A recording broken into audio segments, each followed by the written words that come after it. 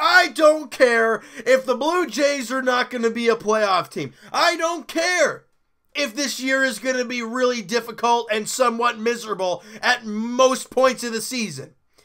Whenever you can beat the Boston Red Sox in Boston, oh, it's nice. Especially the day with all the celebration and the World Series banner and the rings and Big Papi coming out with the trophy and everything. And, I mean, coming into the game, I'm thinking to myself, this could be an absolute gong show. You have this whole spiel going on. You got Chris Sale on the mound for the Red Sox.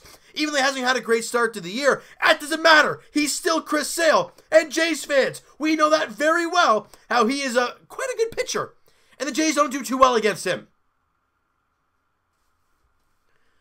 But the Blue Jays, they spoil the party with a 7-5 victory at Fenway Park against the Red Sox. I mean, you combine, I'm trying to do the math here. Okay, so against Cleveland, you scored 1 run there, 2 runs there, that's 3, 5. The Jays scored a total of 6 runs in the 4 games against Cleveland. They scored 7 today. They get 10 hits. They torch Chris Sale. He goes 4 innings, gives up 7 hits and 5 runs. Did any of us see this happening? Especially after the Jays went down 2-0 in the first 2 innings. We expected an absolute garbage fest. Now, we heard prior to the game that there was a hitters meeting with I don't know if Charlie Montoyo was there or not, but it was a hitters meeting, and they were talking about having a better approach. And you know, I love that they're doing this so early in the year, because with a young team and with no expectation, you can just sit back and let these guys play. But you can clearly see that Charlie Montoyo and the coaching staff want to win. Because 11 games into the year, you've already got a hitting meeting. I mean, ideally with the record they put up on the weekend of strikeouts and really meaningless, just terrible ball, you kind of had to do something. But they have that hitting meeting, and I'm thinking to myself, okay, well, whatever, it doesn't really mean anything, because when you get actually into the game, that's where it matters. And then, obviously, prior to the game, Alex Cora and Charlie Montoyo, shake hands and do the line of cards and all that stuff. The first time in MLB history, Puerto Rican coaches managers have faced off against one another. It's great to see. 2 great managers, 2 great people. We've heard lots of great things about Alex Cora and the way he manages and the way he is as a person. Us as Jays fans have seen early on the way Charlie Montoyo is, not only with the players, but the way he is to the media and the people. He's an amazing guy. At least it's what it looks like from our standpoint. So it's well-deserved for those 2 guys and for Puerto Rico, obviously, the way it's been. Now, like I said, the Jays got off to a 2-0 deficit in the first 2 innings. Matt Shoemaker was on the mound for the Jays, and in that first inning, he gives up a home run to Mitch Moreland, and we're like, oh, you're kidding me, you know? And then you go to the second inning where things just kind of fall off. Matt Shoemaker makes an error, and you can't do that to yourself. You cannot give good teams like the Red Sox extra opportunities to score runs. Ideally, Dustin Pedroia did ground into a double play, but it did end up scoring a run at that point. So you get that out, that instead of making the error, you might not have given up anything. Anyways, they're down 2-0. Now let's go to the third inning, and at this point, the Jays really haven't got anything going against Chris Sale. You're down 2-0. We've seen this before. You know, and usually the Jays get a couple hits in the 9th inning, and they get a run, but not enough. In the top of the 3rd inning, Alan Hansen, newest Blue Jay, he singles to left field. And let me bear in mind here that almost none of the Blue Jays' hits against Chris Sale are rockets off the bat. However, baseball's not really about hitting the ball hard. I mean, yeah, part of it is if you want to hit jacks and hit dingers. But this Jays team is not about that. So what do you have to do? Grind at bats and find holes. Alan Hansen, he did that. Next up, Billy McKinney. He singles to right field again. A little ground ball through the right side, you know. And, and Hansen ends up at second base. Next up, Freddie Galvis. And this is where Charlie Montoyo just does some magical things. You've got a guy in Freddie Galvis at the plate who has done nothing but good things for this team so far. Great defense. He does an amazing play. I don't know which inning it was in, but he did a ridiculous kind of on the bounce backhand play, and then throws a dart. Well, not really a dart. It was more of a floater, but it was right to the chest of Alan Hansen at first base. I'm shocked he was actually playing first base, but he was, and they make the play. Beautiful job by Freddie Galvis to end that inning, and then he comes up with a single to right field. Again, Freddie Galvis coming up clutch for this team. You know, 2 runners on, and he singles to right field. Hansen scores. McKinney ends up at third base. Next up, Teoscar Hernandez. When you think about runners at first and third, less than 2 out, what do you think of doing? Getting a ball up and into the outfield, more or less center field because of the biggest part of the ballpark, and score another run on a sacrifice fly. Small ball. This Jays team is not going to be going out there hitting dingers left and right. That's not going to be the case. We're not the Jays at 15 and 16 where you have, 340 home run guys. You're not going to have that anymore. So you got to grind at bats. You got to do small things. So what does Charlie do? And by the way, on that Freddie Galvis single, it was a hit and run. Montoyo gets the 2 guys in motion. We know what that does. It gets the second baseman going to the base. And what does that do? It opens up a hole. Where does Freddie Galvis put it? Right where he was. Beautiful job by Freddie. Now, back to Teoscar Hernandez. You want to keep it into the biggest part of the field. You fire into the corners, they're shallower to home plate, so they have an opportunity to throw a guy out. But instead, Hernandez takes a ball in the outer half, he pushes it to center field, and it's deep enough to score the run. McKinney comes in to score, and the Jays have tied the game at 2. Look at that. 2 singles, a hit and run, which turned out to be a single, and a sacrifice fly. Man, this Jays team has changed so much over the last couple of years, but it's nice to see. But it's a 2-2 game. It's far from being over, and let's just calm down a little bit here, all right? And meanwhile, now that the game is tied, you need Matt Shoemaker to throw. Excuse me, guys. Shoemaker to throw some good innings for you. Now that you got your team back in it, offensively, you got to throw some good innings, and he does just that. He does just that. And in the very next inning, in the 4th, and we've talked about it all last year, and I'll say it again, when you score runs, you want your pitcher to throw up a 0 the next half inning. The Jays score those 2 runs to tie in the top of the 3rd.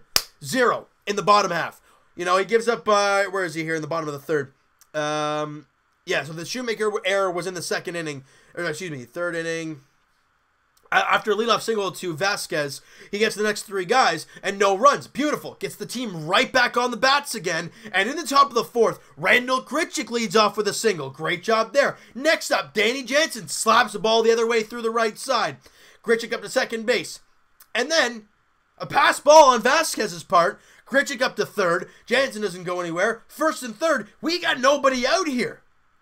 And next up, Lourdes Gurriel Jr. And I love this at bat from Lourdes. And you know why I love it so much? Because it's showing that he's not trying to do too much. Earlier in the year, the first 5, 6, even 9 games of the year, he was trying to do too much. Trying to hit the long ball. Trying to do everything. And on this at bat, he showed me that he has gotten out of that and has thought about doing the right thing in that moment. You got a guy at 3rd. Less than 2 out. You slap the ball the other way on the ground and you score the run. And he does just that, but it gets through. It's a base hit through the right side. Grichuk scores. Jansen up to 2nd. The Jays got a 3-2 lead now. We're feeling great now. There's still nobody out, may I add. This is going great. And then you got still runners at 1st and 2nd with nobody out. This is fantastic. Next batter, Richard Urania. And he bunts. Attaboy Charlie! With nobody out and 2 on, and the Jays having a tough time getting hits, you bunt, you make a play. Alright, so he bunts it right to Mitch Moreland at first base, who has to come and tag him out. Meanwhile, runners move up, 2nd and 3rd, with only 1 out. Then Hansen strikes out, and then on a pass ball, another pass ball from Vasquez, Jansen comes in to score, Gurriel up to 3rd base. The Red Sox are all over the place right now. The reason I say that is not long after that pass ball, Lourdes Gurriel Jr. catches people napping, and he steals home. I mean, you can see Chris Sale was just in his windup like there's nothing going on, and Gurriel busted home, and a terrible throw from Chris Sale. Clearly, he didn't know that it was all happening until he released the ball because it was way wide, and Gurriel makes it safely, slides in head first. The Jays got a 5-2 lead. What the heck is going on? I'm loving it. The Jays are making the Red Sox work. They're not playing station to station. Last year, we never saw bunts. And when you saw hit and runs, you were trying it with guys who strike out a lot. And it just didn't work.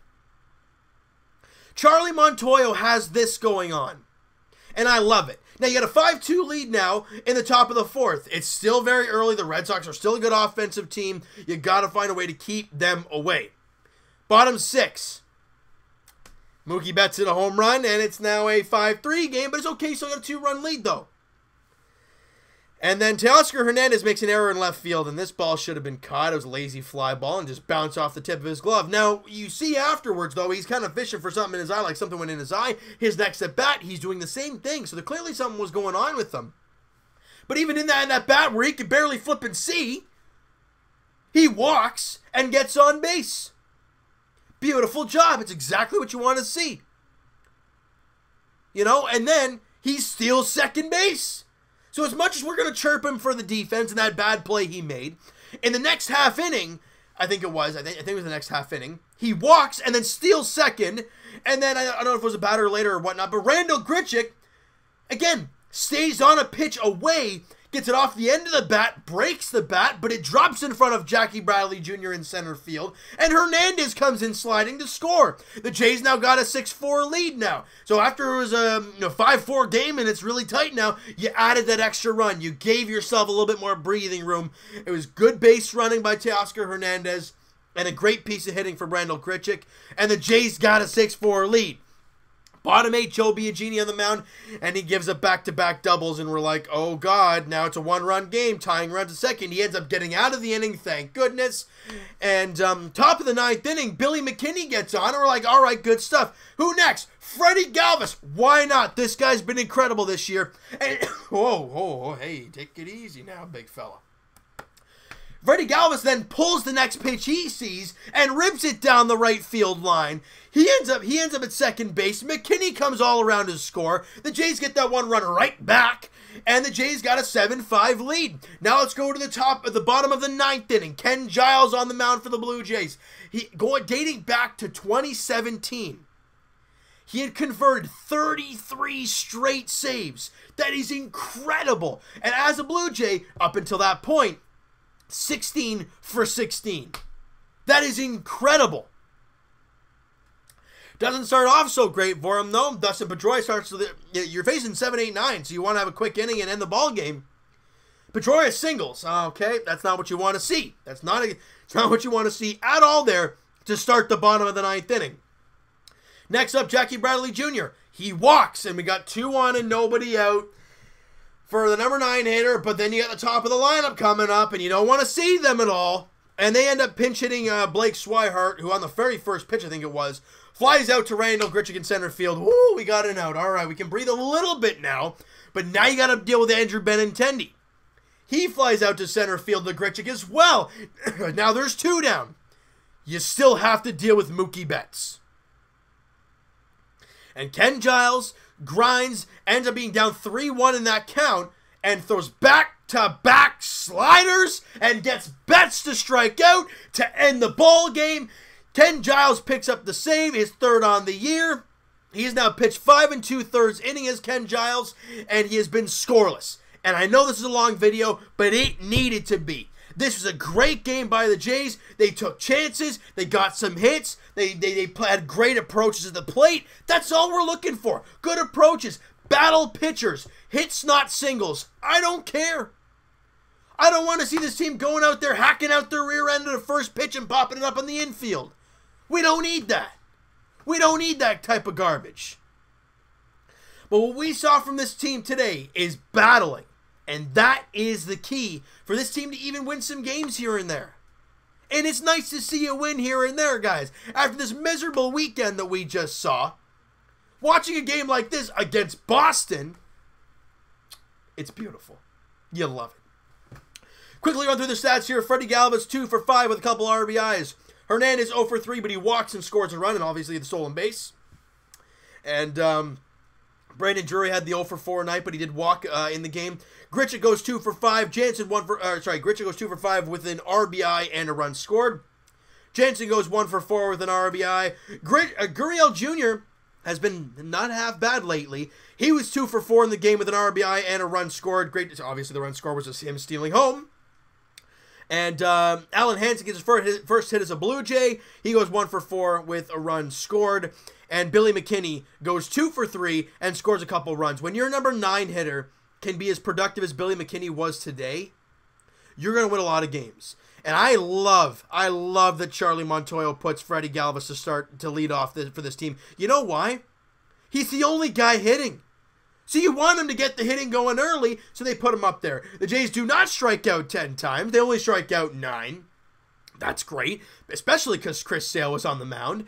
I mean, great to see. You know, Shoemaker didn't have his best outing, but he still goes 5 2/3, gives up 5 hits, 4 runs. 2 were earned only, obviously because of the error that he made, which I still don't like that rule about if he makes an error, it's an unearned run. And then the Hernandez botch of the ball, and he walks 2 guys and strikes out 4. Tim Mesa comes in for 1 batter, and obviously that error occurs. So there's that. His line is literally zeros across the board.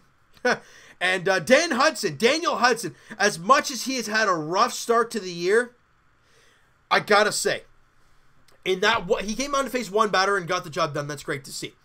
But in the next inning, he was pinpointing his pitches. His cutter on the outer half, fastball up, in, curveball down. He was looking fantastic. I know his ERA is like 7.5 and whatnot, but I go off of what I saw today in that outing, and if that's what that guy can do, if he can give us some sort of consistency, Dan Hudson, I like what I saw there today from him. Biagini had a tough one, though. Like I said, the back-to-back doubles gave up the run, but he did go an inning and did preserve the lead at least. And then Ken Giles gave up the hit and the walk, but struck out a guy, Mookie Betts, to end the ball game, and that's that. All right, so you know what, guys? The next game for the Blue Jays, I don't know why the heck this is happening, but it is. The Jays are off again tomorrow. They were off yesterday. They play game 1 today against the Red Sox. They're off tomorrow. Then they play game 2 against the Red Sox on Thursday. And then they come home to take on Tampa. I don't know why the heck that's all happening the way it is. Funny thing, Jays are playing the Red Sox on Thursday at Fenway Park. The Leafs are facing the Bruins at TD Garden on Thursday as well. Both Toronto teams are in Boston on Thursday night. Wouldn't it be sweet if both Toronto teams won?